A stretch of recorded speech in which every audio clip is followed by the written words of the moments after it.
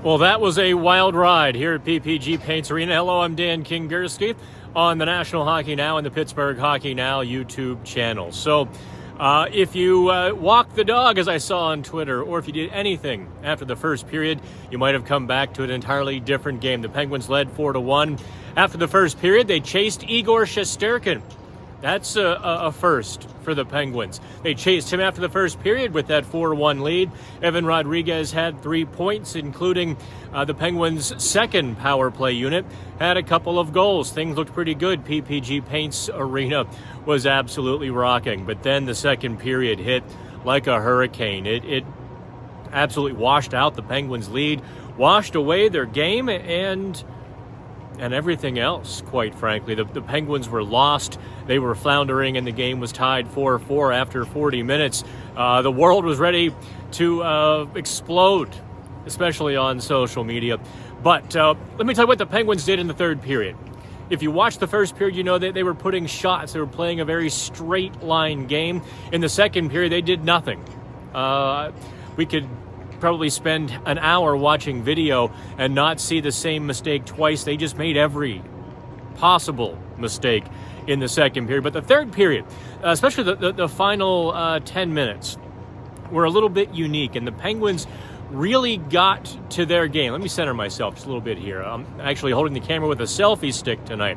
What happened in the third period, the final 9 or 10 minutes?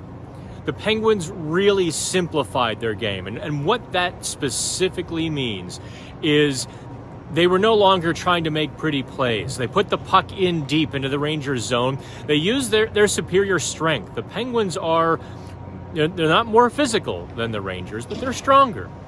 They're quick on the walls. They're better in those battles. They really kind of gave the young Rangers a lesson in wanting the game, wanting to win, and all of that desire. The Penguins began to control the game and dominate that third period, and they did so with low offensive zone puck possession. They held on to that puck. They made the Rangers turn and defend. They made the Rangers collapse and then push the puck high for a shot. Or the back check, the forecheck, it was all working for the Penguins, and they didn't try to step out of their lane. They didn't try any slick cross-ice passes, or they didn't try anything other than get the puck deep, go get the puck to the net, and get to the net as well. The Penguins did put a lot of pressure on Igor Shesterkin, a lot of crease traffic and slot traffic in the first period. And late in the third period as well, Alexander Georgiev saw the backside of a few Penguins before he was pulled with about 3 minutes to go. It was, quite frankly, a brilliant performance for those final 10 minutes in the third period.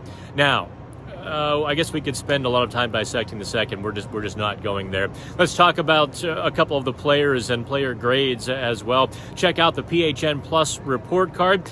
Obviously, we've expanded PHN with Dave Molinari this week, and we're ecstatic to have him, and we hope you'll support PHN's growth by subscribing to PHN Plus. But in the report card, a couple of things that I go more in depth into. Evan Rodriguez, his game has been getting better. He's been trending in the right direction. He really kept his game simple despite not many opportunities from that Penguins fourth line. He just put the puck to the net when he had a chance on the power play. He just went to the net, and his second goal, by the way, was absolutely filthy. Kind of a cross-body. As Shesterkin went one way, Rodriguez shot the other. Filthy shot. Some of the downsides. Chris Letang fought the puck, and the puck won. Brian Boyle made a great play to set up Rodriguez's second goal. Otherwise, I think the Penguins' fourth line, including Teddy Blueger, not very good. They lost the battle.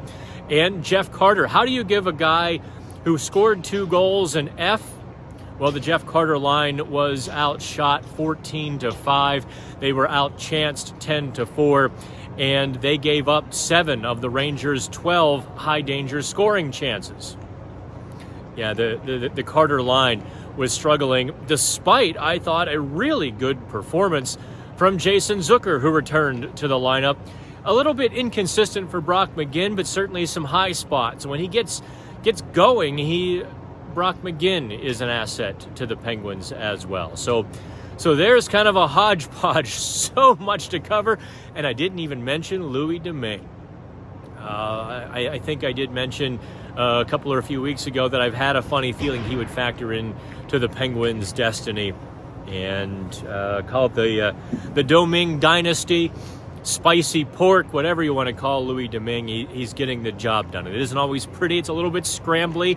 It's a lot of movement for a 6'3" goalie, but enough pucks stayed out of the net. So from PPG Paints Arena, I'm Dan Kingerski. More coverage tomorrow, and please stop wishing me a happy Mother's Day. Take care.